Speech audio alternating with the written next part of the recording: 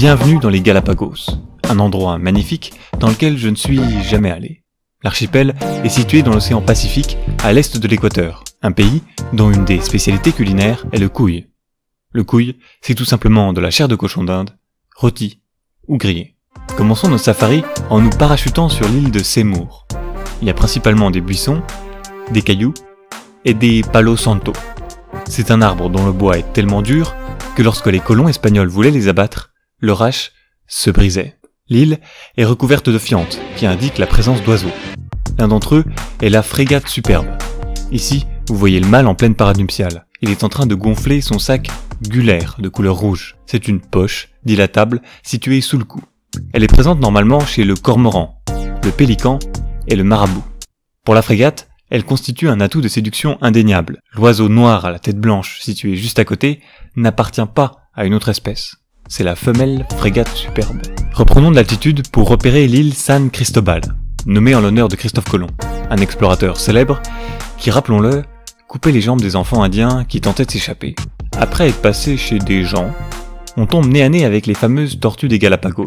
Leur espérance de vie se situe entre 150 et 200 ans, et elles peuvent peser jusqu'à 420 kg. Elles sont aujourd'hui en guerre contre les rats.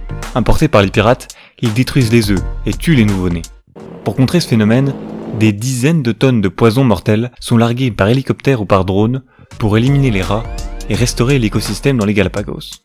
Une tortue géante de l'espèce Cheleonidis fantasticus, jusqu'à présent considérée comme éteinte, a été retrouvée récemment sur l'île de Fernandina dans l'archipel. Cette femelle représente un nouvel espoir pour l'espèce. Les scientifiques sont en train de chercher d'autres spécimens, de préférence des mâles, pour lancer un programme de reproduction.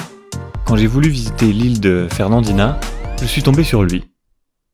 Après un court instant de gêne, je note que les touristes sont visiblement en train de regarder un pigeon. Ouais, je sais, c'est pas un pigeon, mais avouez que de loin... L'île volcanique de Fernandina est inhabitée. C'est la plus jeune île des Galapagos. Alors, j'ai essayé d'aider les scientifiques, mais je n'ai pas trouvé de tortue.